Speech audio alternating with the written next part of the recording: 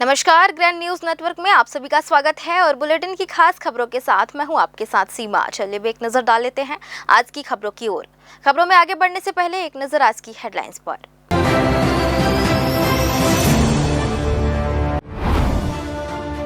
बिलासपुर के नर्मदा ड्रिंक्स के ठिकानों पर आईटी का छापा। कोका कोला के उत्पादों का निर्माण करती है कंपनी। रायपुर, दिल्ली सहित अन्य ठिकानों पर भी दबिश। आरटीई पर मचा सियासी बवाल। बिलासपुर जिले में 24,000 सीटें निरस्त। कांग्रेस ने भाजपा पर लगाए गंभीर आरोप। गरीब बच्चों को शिक्षा से वंचित कर रही सरकार। कलेक्टर जनदर्शन में उमड़ा जनसैलाब। जमीन, राशन, पेंशन और निर्माण से जुड़ी शिकायतें लेकर पहुंचे लोग। कलेक्टर ने संबंधित विभागों को दिया निर्देश, तत्काल समाधान पर दे ध्यान। और गांजा तस्कर से हवलदार और आरक्षक ने की उगाही। 80,000 नकद लेने का मामला एसएसपी के पास पहुंचा। कड़ी फटकार के साथ दोनों सस्पेक्ट, थानेदार पर भी गिरी गाज।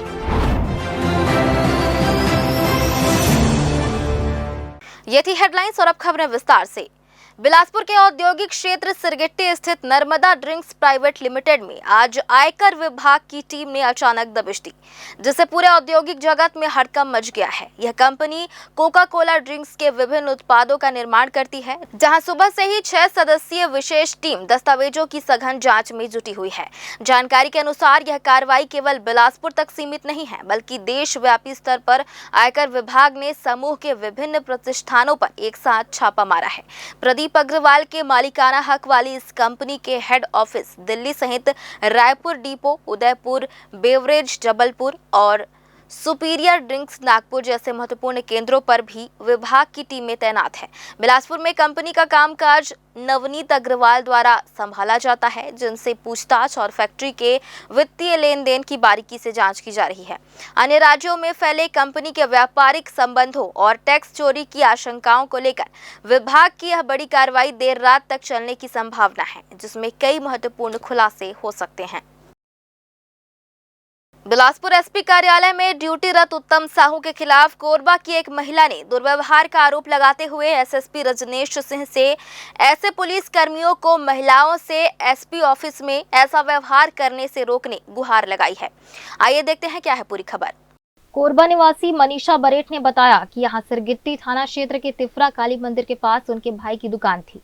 दुकान मालिक ने दुकान खाली करा दिया। इसके बाद से दुकान मालिक द्वारा अनाप शनाप पैसा मांगे जाने के कारण वे और उनके भाई काफी प्रताड़ित और परेशान हैं। कोरबा के किसी आईपीएस अफसर ने उन्हें बिलासपुर एसएसपी रजनेश सिंह के समक्ष मामले की शिकायत करने पर उचित कार्रवाई का भरोसा दिया था, इसलिए वे सोमवार को एसएसपी रजनेश सिंह से मिलने उनके दफ्तर पहुंची थी। यहाँ बिलासपुर थाने में एक आईपीएस साहब बोले थे कि रजनी सिंह एसपीएस साहब हैं, बहुत अच्छे हैं, मदद करेंगे। मेरे भाई का दुकान था वहाँ पर, काली मंदिर है शायद वो जगह, पुरानी बस्ती के आसपास। तो दुकान मालिक ने दुकान खाली करवा दिया, जिससे 2 लाख का लॉस हुआ। तो उसके बाद उसके पास कॉल आता था कि भैया सामान दो या पैसा दो।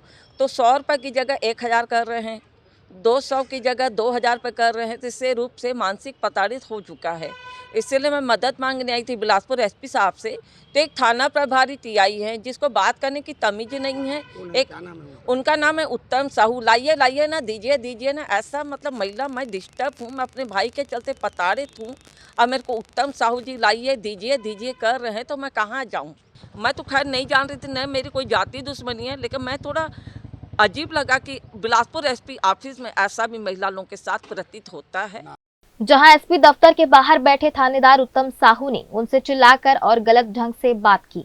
महिला का कहना है कि वे अपनी पारिवारिक स्थिति और भाई के साथ वे वाकये के कारण पहले ही परेशान हैं। ऐसे में थानेदार उत्तम साहू के व्यवहार से उन्हें गहरा आघात लगा। पीड़िता मनीषा बरेठ का कहना है कि एसपी ऑफिस में क्या महिलाओं के साथ ऐसा व्यवहार होता है। उन्होंने एसएसपी रजनेश सिंह से गुहार लगाई कि वे थानेदार उत्तम साहू को कम से कम महिलाओं से ऐसा व्यवहार करने से रोके। उनके पहले एसपी दफ्तर के बाहर आवेदन लेने वाले एक अधिवक्ता से भी इसी तरह चिल्लाकर अपना व्यवहार प्रदर्शित किया और यह कहकर उन्हें थाना जाने को कहा कि मैंने आवेदन देख लिया है, मुलायजा थाने से कराया जाता है, वहीं जाइए। ग्रैंड न्यूज के लिए पिंटू दुबे की रिपोर्ट। बिलासपुर के सरकंडा क्षेत्र स्थित बंधवापारा की दो बहनों ने पुलिस अधीक्षक को आवेदन सौंपकर अपनी मां को झूठे मामले में फंसाए जाने का गंभीर आरोप लगाया है। श्रेया सिंह और श्रेणी सिंह ने बताया कि उनकी मां शिवरानी सिंह के खिलाफ उनके पिता रामकिशोर सिंह ठाकुर द्वारा लंबे समय से चल रहे तलाक प्रकरण के कारण दबाव बनाया जा रहा था।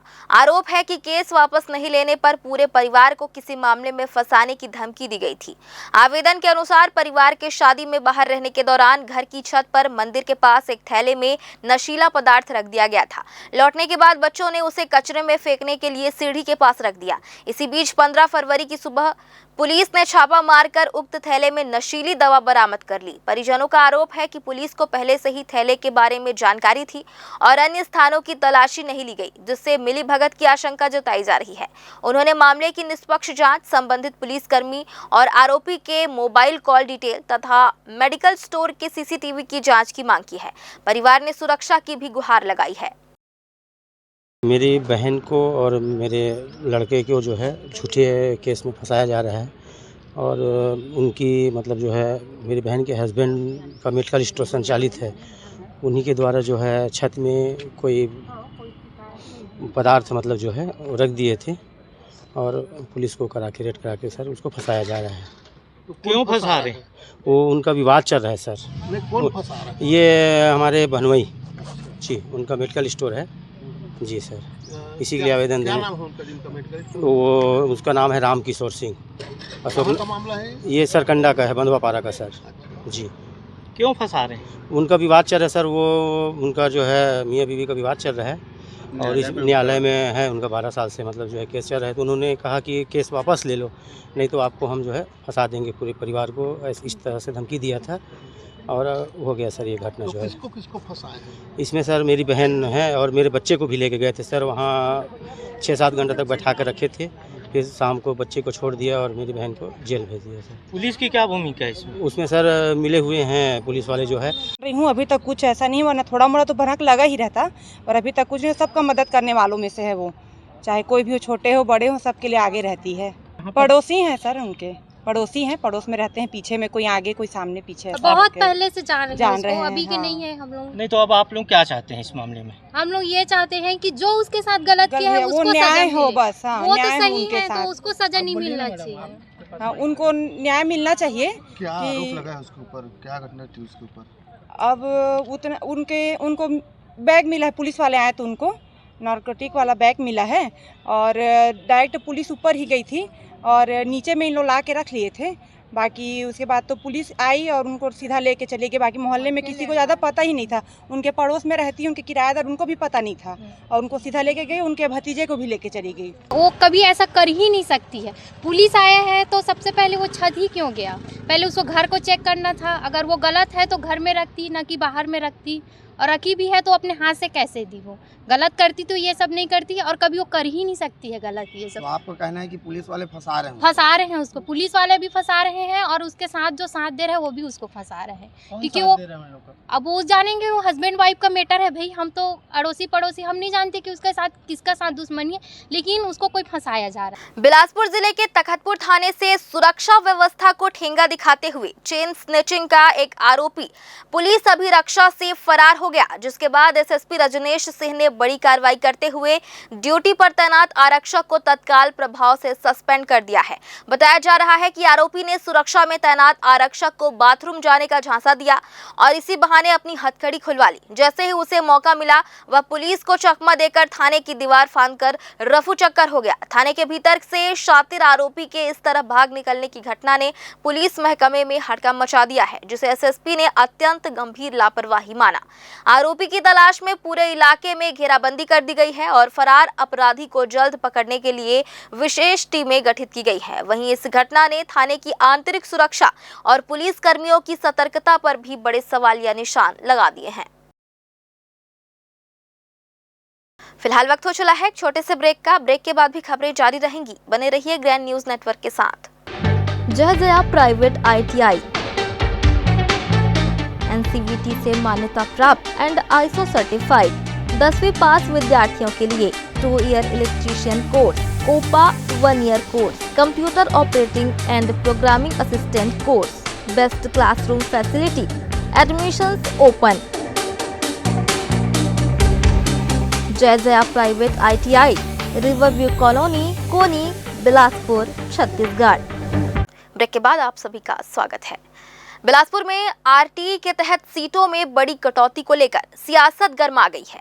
इस साल सीटों की संख्या 44,000 से घटकर सिर्फ 19,466 रह गई है। इसे लेकर कांग्रेस ने भाजपा सरकार पर तीखा हमला बोला है और गरीब बच्चों के शिक्षा अधिकार पर चोट का आरोप लगाया है। जिला कांग्रेस अध्यक्ष सुधांशु मिश्रा ने कहा कि पहले RTE के तहत निजी स्कूलों में नर्सरी, PP1, PP2 से लेकर कक्षा पहली तक प्रवेश दिया जाता था, लेकिन अब नियम बदलकर सिर्फ क्लास 1 में ही एडमिशन अनिवार्य कर दिया गया है। उनका दावा है कि पिछले साल 44,173 सीटों पर प्रवेश हुआ था, जबकि इस बार केवल 19,466 सीटों पर ही दाखिला होगा, यानी 24,000 से ज्यादा सीटें कम कर दी गई। कांग्रेस का कहना है कि इससे गरीब परिवारों पर अतिरिक्त आर्थिक बोझ बढ़ेगा। बच्चों को पहले निजी स्कूल में फीस देकर पढ़ाना होगा, तब जाकर क्लास 1 में RTE का लाभ मिल पाएगा। धनंजय सिंह ठाकुर ने आरोप लगाया कि सरकारी स्कूलों की स्थिति पहले ही कमजोर है और स्वामी आत्मानंद अंग्रेजी माध्यम योजना भी बंद कर दी गई है। कांग्रेस ने मांग की है कि नर्सरी में प्रवेश की पुरानी व्यवस्था फिर से लागू की जाए, ताकि गरीब बच्चों का शिक्षा का अधिकार सुरक्षित रह सके। शिक्षा के विषय में, स्वास्थ्य के विषय में फेल होती नजर आ रही है। आप एक बात बताइए, पहले लगभग 44,500 एडमिशन होते थे, क्योंकि KG1, KG2 और पहली तीनों में एडमिशन होता था। अब ये बोल रहे हैं सीधा क्लास 1 में एडमिशन होगा, मतलब KG1, KG2 का ये RTE से एडमिशन ही बंद कर रहे हैं, तो स्वाभाविक रूप से संख्या घटेगी। 3 क्लास में होता था, अब 1 क्लास में। अब जैसे कि आंकड़े आ रहे हैं, लगभग 19,000 एडमिशन होंगे। आप एक बात बताइए, वो 25,000 लोग जो प्रति वर्ष RTE से एडमिशन लेते थे, वो तो वंचित हो गए। और RTE में कौन एडमिशन कराता है? अक्षम व्यक्ति ना, गरीब व्यक्ति ना, उन्हीं का एडमिशन आप करते हैं ना जो गरीबी रेखा में है। आप एक बात बताइए, हर हमला गरीब पर ही क्यों हो रहा है? हर हमला जाकर के कमजोर वर्ग पर ही क्यों रुक रहा है? मैं आपको बताता हूँ क्यों रुक रहा है। क्योंकि इनको बेरोजगारी के साथ ये जो निजीकरण कर रहे हैं, उसके लिए इनको जब मजदूरों की आवश्यकता होगी तो कौन आएगा? वो वर्ग मजबूत हो जाएगा तो इनके लिए आएगा क्या? तो इसलिए सारा जो वार है, सारी जो मार है, वो गरीब और मजदूर वर्ग को ही ये भारतीय जनता पार्टी की सरकार झेलने पे मजबूर कर रही है। ये गलत है, हम इसका विरोध करते हैं। तखतपुर नगर में अमृत मिशन 2.0 के तहत पाइपलाइन बिछाने का कार्य जारी है, लेकिन ठेकेदार की लापरवाही अब लोगों की जान पर भारी पड़ती नजर आ रही है। सोमवार सुबह जनकपुर रोड पर पाइपलाइन के लिए खोदे गए गड्ढे में एक हाईवा फंस गया। वाहन असंतुलित होकर एक और बुरी तरह झुक गया और उसके पीछे के 2 पहिए हवा में लटकते नजर आए। गनीमत रही कि हाईवा पलटा नहीं, वरना पास ही बने मकानों में रह रहे लोगों के लिए बड़ी अनहोनी हो सकती थी। नगर में कई स्थानों पर पाइपलाइन बिछाने के बाद गड्ढों को केवल मलबे से पाट कर छोड़ दिया गया है। ठेकेदार का तर्क है कि तुरंत लेवलिंग करने से बाद में मिट्टी धंस सकती है, लेकिन 1 माह से अधिक समय बीत जाने के बाद भी स्थायी मरम्मत नहीं की गई है। परिणाम स्वरूप सड़कों पर धूल उड़ रही है और आए दिन लोग गड्ढों में गिरकर चोटिल हो रहे हैं। स्थानीय लोगों का आरोप है कि नगर पालिका के जिम्मेदार अधिकारी इस ओर ध्यान नहीं दे रहे, जिससे आम जन में आक्रोश बढ़ता जा रहा है। दीनदयाल कॉलोनी मंगला क्षेत्र में लंबे समय से जलभराव की गंभीर समस्या बनी है। इस संबंध में पूर्व में भी सक्षम अधिकारियों एवं जनप्रतिनिधियों को कई बार आवेदन प्रस्तुत किया जा चुका है, किंतु आज तक कोई ठोस कार्रवाई नहीं की गई। वर्तमान में स्थिति अत्यंत चिंताजनक है। जल स्रोतों एवं सीवरेज से गंदा व दुर्गंध युक्त पानी गलियों में फैल रहा है। निगम द्वारा बनाए गए अधूरे नालों में पानी जमा रहने से मच्छरों का प्रकोप बढ़ गया है, जिससे त्वचा रोग एवं अन्य बीमारियों का खतरा उत्पन्न हो गया है। दीनदयाल कॉलोनी का सीवरेज पानी भी इसी क्षेत्र में डाइवर्ट किया गया है, जबकि आगे जल निकासी की समुचित व्यवस्था नहीं है। इसके अतिरिक्त कॉलोनी में कई स्थानों पर सीसी रोड का अभाव है तथा विद्युत खंभों की भी गंभीर समस्या बनी हुई है।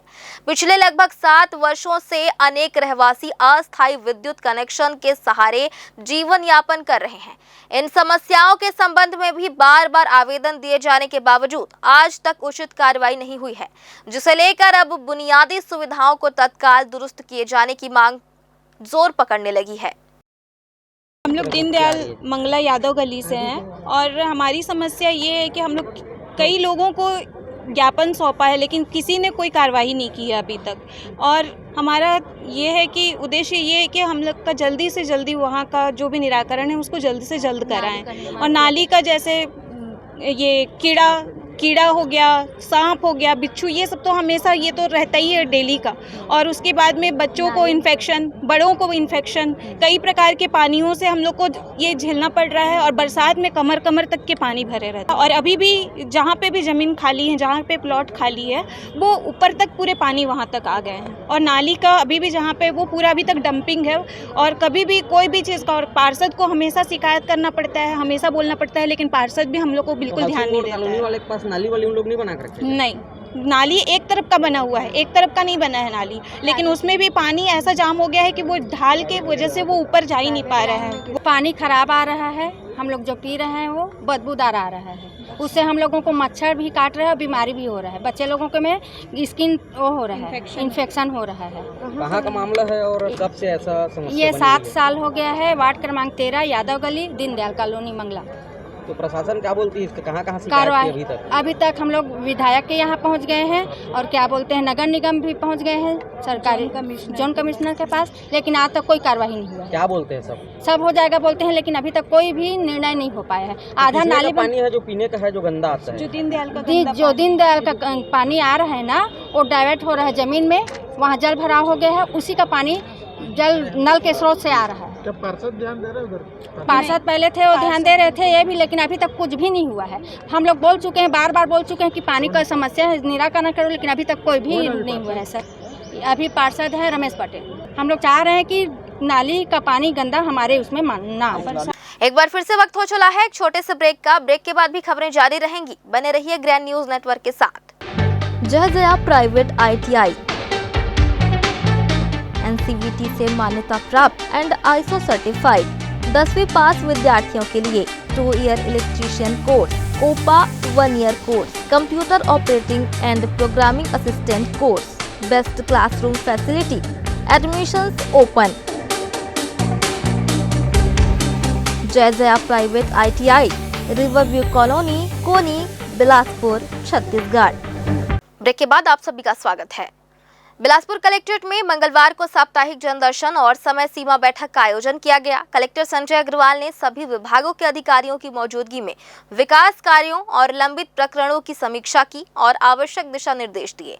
बैठक में विभिन्न विभागों के कार्यों की प्रगति पर चर्चा हुई। कलेक्टर ने साफ शब्दों में कहा कि आम जनता की समस्याओं का समय पर समाधान होना चाहिए। इसके बाद आयोजित जनदर्शन में जिले के दूर दराज गाँवों से बड़ी संख्या में ग्रामीण अपनी शिकायतें और मांगे लेकर पहुंचे। किसी ने जमीन विवाद की बात रखी तो किसी ने राशन, पेंशन और निर्माण कार्यों में देरी की शिकायत की।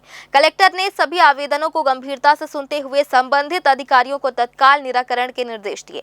हालांकि देखा जा रहा है कि हर सप्ताह जनदर्शन में लोगों की भीड़ लगातार बढ़ रही है, जिससे यह संकेत मिलता है कि कई समस्याएं अब तक पूरी तरह हल नहीं हो पाई है।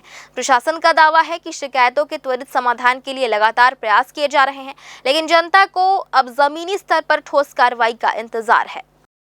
ये हर मंगलवार को जनदर्शन होता है, जिसमें TL पहले होता है, सारे अधिकारी आते हैं, विभाग की जो भी फ्लैगशिप स्कीम्स हैं उन पे चर्चा होती है और आपस में विभागों के बीच में किसी से और कुछ समन्वय वाली बातें होती हैं वो की जाती हैं। और उसके बाद जनदर्शन होता है, जिसमें अलग अलग जगह से लोग आते हैं और अपनी जो भी समस्याएं होती हैं उस पर आवेदन होता है। वो आवेदन संबंधित विभागों को भेजते हैं हम लोग और उसका फिर निराकरण होता है। कोटा विधानसभा क्षेत्र अंतर्गत ग्राम पंचायत सोढ़ा छतौना में सड़क निर्माण कार्य के दौरान किसान जल सिंह बैगा की जमीन अधिग्रहित हुई थी, जिसके एवज में शासन द्वारा 40 से अधिक चेक जारी किए गए थे। आरोप है कि ग्राम निवासी राम सिंह गोड़ और बिलासपुर के पप्पू कुर्मी ने जल सिंह को गुमराह कर चेक पर अंगूठा लगवाया, लाखों रुपए की राशि हड़प ली। बताया गया कि शुरुआत में 30,000 रुपए देकर बाकी रकम बाद में देने का आश्वासन दिया गया,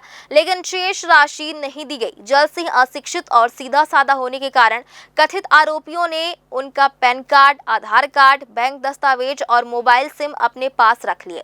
विरोध करने पर परिवार को जान से मारने की धमकी देने का भी आरोप है। मामले की शिकायत आजाद युवा संगठन ने जिला प्रशासन से कर निष्पक्ष जांच और कार्रवाई की मांग की है। कोटा विधानसभा क्षेत्र के अंतर्गत आने वाला ग्राम पंचायत सोढ़ा छतौना है, जो केंदा मुख्य मार्ग पर है। ये 2023-24 में इस सड़क का चौड़ीकरण हुआ था। उसमें ये जल सिंह बैगा की ज़मीन फंस गई थी, तो शासन प्रशासन द्वारा इनकी मुआवजा राशि निर्धारित की गई और निर्धारित करने के बाद में इनके पास लगभग 40 चेक आया। 40 चेक आने के बाद में सोढ़ा का ही रहने वाला व्यक्ति को भनक लगा राम सिंह गौड़ को, तो वो व्यक्ति इसको ढूंढते हुए आया, इससे मुलाकात किया। मुलाकात करने के बाद तेरा चेक पास नहीं होगा, तू नहीं निकाल पाएगा, तू हमारे पास आना करके बोला। तो ये चेक ये सूचना दिया, वो नंबर दे के गया था, तो ये सूचना दिया। तो राम सिंह इसके घर आया, घर आकर सोढ़ा लेके गया तो वो यहाँ का बिलासपुर का पप्पू कुर्मी नामक व्यक्ति है, उससे भेंट करवाया। फिर पप्पू कुर्मी द्वारा इसको बरगलाया गया, इसको डराया गया, धमकाया गया और इससे अंगूठा लिया गया। तो इनके पास में पहले बार में 22 चेक आया, 22 चेक में अंगूठा लगवा कर ले गया और उसके बाद में 1 महीने बाद 18 चेक आया। फिर उसको भी इसका अंगूठा लगा कर ले गया, तेरे को राशि मिलेगी, दूंगा करके, लेकिन आज दिनांक तक के इसको राशि नहीं मिल पाई है। मैं आया हूँ भैया, अपन जमीन मेन रोड में बुड़े है, तो मैं आया हूँ। कौन से मेन रोड में बुड़े? सोढ़ा रोड में। कहाँ पर थे? कोढ़ा रोड, छतौना। बिलासपुर जिले के सीपत थाना क्षेत्र के अंतर्गत आने वाले ग्राम लुत्रा में एक बड़ी चोरी की घटना सामने आई है, जहां अज्ञात असामाजिक तत्वों ने ग्रामीणों की आस्था के मुख्य केंद्र प्राचीन देव राउत राय बाबा की मूर्ति चोरी कर ली है। गांव के सबसे पुराने और पूजनीय स्थल से मूर्ति गायब होने की खबर फैलते ही पूरे क्षेत्र में हड़कंप मच गया और बड़ी संख्या में ग्रामीण एकत्र हो गए। ग्रामीणों ने अपने स्तर पर आसपास के सभी संभावित स्थानों पर सघन खोजबीन की, लेकिन मूर्ति का कोई नहीं मिल सका, जिससे उनकी धार्मिक भावनाओं को गहरी ठेस पहुंची है। यह प्रतिमा गांव की पहचान और लोक संस्कृति से जुड़ी हुई है, जिसके चलते ग्रामीणों ने सीपत थाना प्रभारी को लिखित शिकायत सौंपकर इस मामले में तत्काल कड़ी कार्रवाई करने और अज्ञात चोरों का पता लगाकर मूर्ति को बरामद करने की मांग की है। पुलिस ने मामले की संवेदनशीलता को देखते हुए जांच शुरू कर दी है। वहीं इस घटना ने क्षेत्र में सुरक्षा व्यवस्था पर भी सवाल खड़े कर दिए हैं। चेतना विरुद्ध नशा व प्रहार अभियान के तहत कोटा पुलिस ने अवैध मादक पदार्थों के खिलाफ बड़ी कार्रवाई की है। पुलिस ने गांजा की अवैध बिक्री में लिप्त एक महिला को गिरफ्तार कर उसके कब्जे से 900 ग्राम गांजा और 5,26,000 रुपए नकद जब्त किए हैं। जब्त सामग्री की कुल कीमत 5,66,000 रुपए आंकी गई है। मामला अपराध क्रमांक 126/2026 के तहत धारा 20B 29 NDPS एक्ट में दर्ज किया गया है। गिरफ्तार आरोपी का नाम श्रीमती काजल वर्मा 25 वर्ष, पति कुनानू उर्फ नानू वर्मा, निवासी वर्मा मोहल्ला, ग्राम गनियारी, थाना कोटा, जिला बिलासपुर है। वरिष्ठ पुलिस अधीक्षक रजनीश सिंह के निर्देशन में अवैध शराब और गांजा बिक्री के विरुद्ध सख्त अभियान चलाया जा रहा है। 15 फरवरी 2026 को मुखबिर से सूचना मिलने पर पुलिस टीम ने ग्राम गनियारी में रेड कार्रवाई की। अतिरिक्त पुलिस अधीक्षक ग्रामीण श्रीमती मधुलिका सिंह एवं SDOP कोटा श्रीमती नुपुर उपाध्याय के मार्गदर्शन में यह कार्रवाई की गई। रेड के दौरान आरोपी के कब्जे से 900 ग्राम गांजा, कीमत लगभग 40,000 रुपए और 5,26,000 रुपए नकद बरामद किए गए। आरोपी को गिरफ्तार कर न्यायिक रिमांड पर भेज दिया गया है। कार्रवाई में थाना प्रभारी निरीक्षक नरेश चौहान, ASI गोपाल खांडेकर, प्रधान आरक्षक सत्य प्रकाश यादव सहित पुलिस टीम की अहम भूमिका रही।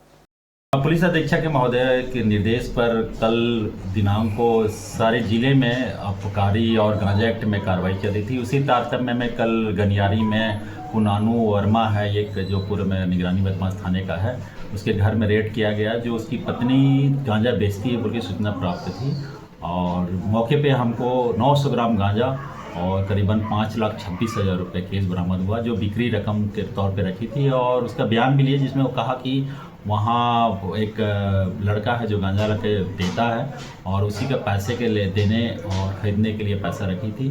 और 900 ग्राम गांजा प्राप्त होने पर उसे विधिवत वहीं गांजे में कार्रवाई करके आज उसको रिमांड में न्यायालय पेश किया जा रहा है। एक बार फिर से वक्त हो चला है एक छोटे से ब्रेक का। ब्रेक के बाद भी खबरें जारी रहेंगी। बने रहिए ग्रैंड न्यूज नेटवर्क के साथ। जहजया प्राइवेट ITI NCVT से मान्यता प्राप्त एंड ISO सर्टिफाइड 10वीं पास विद्यार्थियों के लिए 2-year electrician course, COPA 1-year course, computer operating and programming assistant course, best classroom facility. Admissions open. Jai Jaya private ITI, riverview colony, Koni, Bilaspur, Chhattisgarh. Break के बाद आप सभी का स्वागत है। बिलासपुर जिले के कोटा थाना क्षेत्र में नशे के खिलाफ चल रहे अभियान के बीच पुलिसिंग को शर्मसार करने वाला मामला सामने आया है, जहां गांजा तस्कर को संरक्षण देने और अवैध उगाही करने के आरोप में एसएसपी रजनेश सिंह ने हेड कांस्टेबल प्रकाश दुबे और आरक्षक सोमेश्वर को तत्काल प्रभाव से निलंबित कर दिया है। पूरा मामला रानी सागर गांव में दी गई दबिश से जुड़ा है, जहां पुलिस टीम को तस्कर के घर से गांजा का पौधा और करीब 500 ग्राम मादक पदार्थ बरामद हुआ था। लेकिन मुख्य आरोपी के फरार होने पर पुलिस उसके 13 वर्षीय नाबालिग बेटे को पकड़कर थाने ले आई। आरोप है कि टीआई नरेश चौहान द्वारा नाबालिग को छोड़ने के निर्देश का फायदा उठाते हुए उक्त हवलदार और आरक्षक ने तस्कर के परिजनों से मामले को रफा दफा करने के एवज में 80,000 रुपए की अवैध वसूली कर ली। जब इस लेन देन और गांजा जब्ती के बावजूद कार्रवाई न होने की भनक एसएसपी रजनेश सिंह को लगी तो उन्होंने कड़ी नाराजगी जताते हुए न केवल दोनों पुलिस कर्मियों को सस्पेंड कर दिया, बल्कि टीआई को भी कड़ी फटकार लगाते हुए स्पष्टीकरण मांगा है। जिले में नशे के सौदागरों पर नकेल कसने के सख्त निर्देश के बीच पुलिस विभाग के भीतर ही पनप रहे इस भ्रष्टाचार ने उच्च अधिकारियों के सुपरविजन और कार्यप्रणाली पर गंभीर सवाल खड़े किए हैं। बिलासपुर क्षेत्र के बिजली उपभोक्ताओं के लिए अहम सूचना है। छत्तीसगढ़ राज्य विद्युत नियामक आयोग द्वारा वित्तीय वर्ष 2026-27 से 2029-30 तक की बिजली दरों और राजस्व आवश्यकताओं से संबंधित टैरिफ याचिकाओं पर जन सुनवाई आयोजित की जा रही है। पहली बार दूरस्थ क्षेत्रों के उपभोक्ताओं को ऑनलाइन माध्यम से शामिल होने की सुविधा दी गई है। बिलासपुर, मुंगेली, कोरबा और जीपीएम जिले के उपभोक्ता 17 फरवरी को दोपहर 12 बजे से 1:30 बजे तक तिफरा स्थित Chhattisgarh state power distribution company limited के कार्यपालक निदेशक कार्यालय में उपस्थित होकर रायपुर स्थित आयोग कार्यालय से ऑनलाइन जुड़ सकेंगे और अपने सुझाव व आपत्तियां दर्ज करा सकेंगे। वहीं 19 और 20 फरवरी को रायपुर स्थित आयोग कार्यालय में किसान, घरेलू उद्योग एवं अन्य श्रेणी के उपभोक्ताओं के लिए प्रत्यक्ष जन सुनवाई आयोजित होगी। आयोग ने सभी उपभोक्ताओं और संगठनों से सक्रिय भागीदारी की अपील की है। माननीय आयोग के द्वारा कल 12:30 बजे से लेकर 1:30 बजे के बीच में बिलासपुर क्षेत्र के सभी उपभोक्ताओं के लिए जन सुनवाई यह कार्यक्रम रखा गया है, जिसके तहत सभी कैटेगरी के उपभोक्ता, चाहे घरेलू हों, कमर्शियल या इंडस्ट्रियल उपभोक्ता हों, वो अपने सुझाव माननीय आयोग को सीधे दे सकते हैं और सभी सुझावों को इकट्ठा करके माननीय आयोग के द्वारा टैरिफ निर्धारण की प्रक्रिया की जाएगी। Chhattisgarh state power distribution company limited ने स्मार्ट मीटर को लेकर उठ रही भ्रांतियों पर आधिकारिक स्पष्टीकरण जारी किया है। शहर में उपभोक्ताओं को जागरूक करने के लिए स्मार्ट मीटर पखवाड़ा अभियान चलाया जा रहा है। विभाग के अनुसार स्मार्ट मीटर पूरी तरह स्वचालित प्रणाली पर आधारित है, जिससे गलत रीडिंग या बिलिंग की समस्या नहीं होगी। 16 फरवरी को प्रकाशित एक समाचार में स्मार्ट मीटर से जुड़ी परेशानियों और औसत बिलिंग का उल्लेख किया गया था, जिस पर कंपनी ने तथ्यात्मक स्थिति स्पष्ट की है। कंपनी के मुताबिक बिलासपुर शहर के लगभग 1,44,000 उपभोक्ताओं में से 96,000 घरों में स्मार्ट मीटर स्थापित किए जा चुके हैं। इनमें से करीब 99% मीटरों का विवरण SAP सिस्टम में दर्ज कर बिलिंग प्रक्रिया शुरू कर दी गई है। शेष मीटरों की एंट्री अगले माह तक पूर्ण कर ली जाएगी। विभाग ने बताया कि यदि किसी उपभोक्ता को औसत या एक मुश्त बिल जारी होता है तो नियमानुसार स्लैबिंग की सुविधा देकर समायोजन किया जाता है। उपभोक्ताओं से अपील की गई है कि किसी भी बिलिंग समस्या की स्थिति में संबंधित विद्युत कार्यालय से संपर्क करें। साथ ही मोर बिजली ऐप के माध्यम से भी जानकारी और सहायता उपलब्ध कराई जा रही है। स्मार्ट मीटर के बारे में शहर में विभिन्न प्रकार की भ्रांतियाँ फैली हुई हैं, जिनको मोर बिजली ऐप के माध्यम से दूर किया जा रहा है। यहाँ यह भी स्पष्ट कर देना उचित होगा कि जो बिजली से संबंधित, जो स्मार्ट मीटर से संबंधित शिकायतें हैं, उनका सभी उपभोक्ताओं से अनुरोध है कि वो अपने क्षेत्र के विद्युत कार्यालय से संपर्क करें और उनका सुधार कार्य 3 से 4 वर्किंग दिवस के अंदर पूर्ण किया जाएगा। यदि ऐसा नहीं होता है तो वो उच्च कार्यालय में या अधीक्षण अभियंता कार्यालय या मुख्य अभियंता कार्यालय में भी संपर्क कर सकते हैं। ताकि उनके बिलों का निपटारा शीघ्र से शीघ्र किया जा सके। Indian Muslim premier league cricket प्रतियोगिता में एपीजे अब्दुल कलाम ट्रॉफी पर मुगल लेजेंड्स ने कब्जा जमाया। फाइनल मुकाबले में मुगल लेजेंड्स ने अल हिंद लायंस को 17 रन से हराकर खिताब अपने नाम किया। टॉस जीतकर पहले बल्लेबाजी करते हुए मुगल लेजेंड्स ने निर्धारित 10 ओवर में 3 विकेट पर 112 रन बनाए। अली ने 53 और मेहताब ने 19 रन का योगदान दिया। जवाब में अल हिंद लायंस की टीम 7 विकेट पर 95 रन ही बना सकी। विजेता टीम को 1,10,786 रुपए एवं ट्रॉफी तथा उप विजेता को 55,786 रुपए व ट्रॉफी प्रदान की गई। Mehtab Khan man of the match, Danish Ali man of the series बने। कार्यक्रम में विधायक अतुल श्रीवास्तव सहित कई अतिथियों ने खिलाड़ियों को पुरस्कृत कर आयोजन समिति की सराहना की।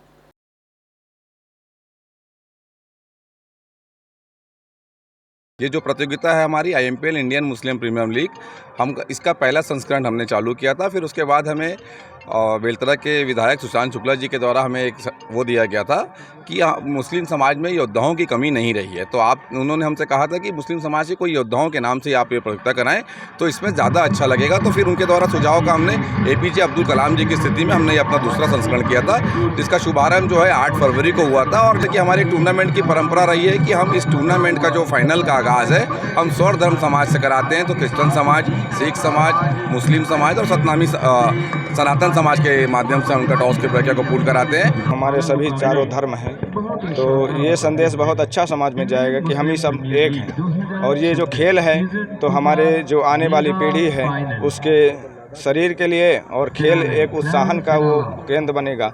और यहाँ जो बिलासपुर में ये एकता का संदेश पूरे भारतवर्ष में जाएगा, तो हमारी कामना है कि सभी जो धर्म के लोग हैं एक रहें और हमेशा अपने देश की सेवा करते रहें और ऐसे खेल का बढ़ावा मिलता रहे, यही हमारी कामना है। मैं अपने आप को गौरवान्वित महसूस कर रहा हूँ कि आज इंडियन मुस्लिम प्रीमियर लीग ने मुझे मसीह समाज की ओर से आमंत्रित किया है और ये मेरा दूसरा वर्ष है आते हुए और इनका भी दूसरा वर्ष है। मैंने इनके मोहब्बत को देखा, इनके प्रेम को देखा है, न सिर्फ अपने लिए परंतु सर्वधर्म जो सद्भाव ये प्रतिवर्ष प्रकट कर रहे हैं वो हम सभी के लिए गौरव की बात है। ये खुशबू है जो सारे धर्मों को हमारे देश में एक सूत्र में बांधती है और ये सत्य है कि अनेकता में एकता ही हमारे देश की मूलभूत विशेषता है। हम अनेक हैं लेकिन राष्ट्र हित में और राष्ट्रीयता के लिए हम एक सूत्र में जैसे एक माला होती वैसे हम पिरोए गए हैं। और मैं धन्यवाद देता हूं इंडियन मुस्लिम प्रीमियर लीग को कि उन्होंने खेल को खेल तक सीमित नहीं रखा, परंतु जितने भी हमारे धर्म के अगुवे हैं हमारे देश के उन्हें आमंत्रित किए। एक बहुत बड़ी बात है कि इंडियन प्रीमियर लीग जैसे कि नाम से अनुरूप है, भारतीय मुस्लिमों का एक लीग किया जाता है इस शहर में। अभी तक मैंने कहीं देखा, ये बहुत अच्छी पहल है।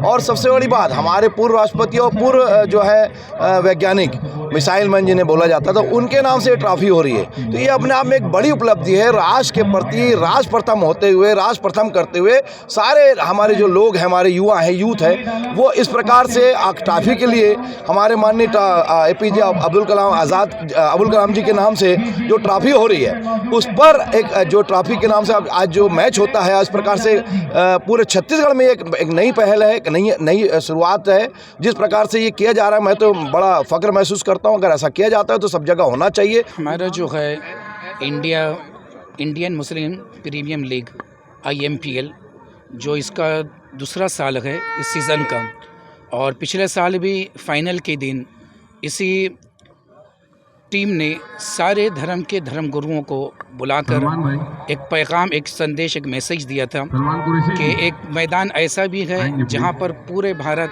समा जाता है और हर धर्म के धर्मगुरु आके यहाँ पर जो प्लेयर होते हैं उनको शुभकामनाएं देते हैं, मुबारकबाद देते हैं।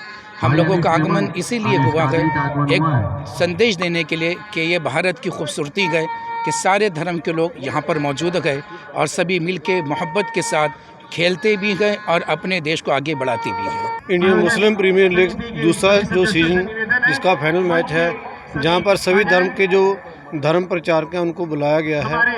एक बहुत अच्छा संदेश है सारे संसार के लिए। भारतवर्ष जो आज हमारे देश में बहुत एक दूसरे के प्रति नफरत का बीज बोया गया है कि एक दूसरे के प्रति नफरत के भावना से हर थां देखा जा रहा है, उस चीज़ को मिटाने के लिए कि हम सभी एक हैं और आपस में जैसे आज मैदान में मिले हैं, कहीं भी मिले ऐसे एक दूसरे से प्रति हमको प्रेम से एक दूसरे से मिलना है। जैसे भारत देश सभी धर्मों का साझा है, ऐसे हमको भी साझा एक दूसरे से मिलकर समाज में रहना चाहिए और देश की समाज की उन्नति करनी चाहिए। इस कार्य के लिए मैं इंडियन मुस्लिम प्रीमियर लीग जो करवा रहे हैं संस्था, उनको बहुत बहुत बधाई देता हूं कि आपने खेल के मैदान में सभी धर्मों के धर्म प्रचारकों को एकत्र करके सभी धर्मों को एक ही मंच पर इकट्ठा होकर देश को एकता का रूप देने के लिए यत्न किया है। आप बहुत बधाई के पात्र हैं। इस टूर्नामेंट को तो मैं लगातार पहले साल से देख रहा हूं, जब से इसकी रूपरेखा बन रही थी तब से मैं इसमें ध्यान कर रहा था। बहुत ही दिल से और प्यार से कराया हुआ आयोजन है, पूरे समाज को एकजुट किए और अच्छे अच्छे खिलाड़ी देखने को मिले। जो नामी खिलाड़ी पहले हमको दिखते थे कि ये नामी खिलाड़ी हैं, आज उनके अलावा कई खिलाड़ी ऐसे दिख रहे हैं जो मतलब उभर के ऊपर आए हैं और एक बहुत शानदार आयोजन है। आप ग्राउंड को देख ही सकते हैं और दूसरा साल है। मेरी तो बेस्ट विशेज़ है और मेरी तो हमेशा इच्छा रहती है कि क्रिकेट जो है वो जीवित रहना चाहिए, किसी भी रूप में रहे। एक समय था टूर्नामेंट होता था, हम लोग टूर्नामेंट खेलते थे, फिर समय चेंज हुआ, सामाजिक मैच होना चालू हुए, तो ये उसी का प्रतिफल है कि आज हर समाज अपने अपने टीम बना के अपने अपने आयोजनों को करा रहा है और बहुत अच्छे लेवल पे हुआ। मैं तौसीफ को और उसकी पूरी टीम को, सारे मुस्लिम समाज को बहुत बहुत बधाई देता हूँ इस सफल आयोजन के लिए। फिलहाल आज की इस बुलेटिन में बस इतना ही। अगले बुलेटिन में फिर होगी आपसे मुलाकात, तब तक के लिए दीजिए इजाजत। नमस्कार।